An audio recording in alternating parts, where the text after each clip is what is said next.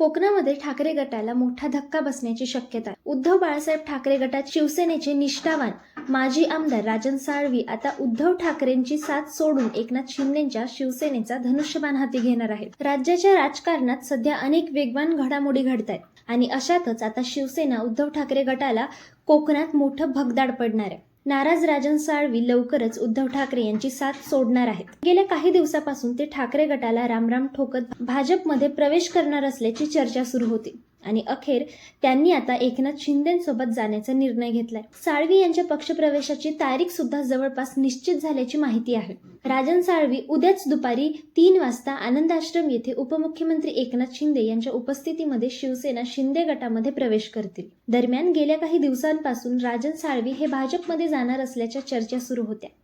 राजन साळवी भाजपमध्ये जाणार हे जवळपास निश्चित झालं होतं. भाजप नेत्यांसोबत तशा चर्चा देखील झाल्या होत्या, पण भाजपकडून राजन साळवी यांना वेटिंगवर ठेवण्यात आलं होतं. राजन साळवी भाजपमध्ये जात असल्याने शिवसेना ठाकरे गटानं त्यांची परतीची दारं बंद केली होती. त्यामुळे राजन साळवी सध्या ठाकरे गटात फारसे सक्रिय दिसत नव्हते.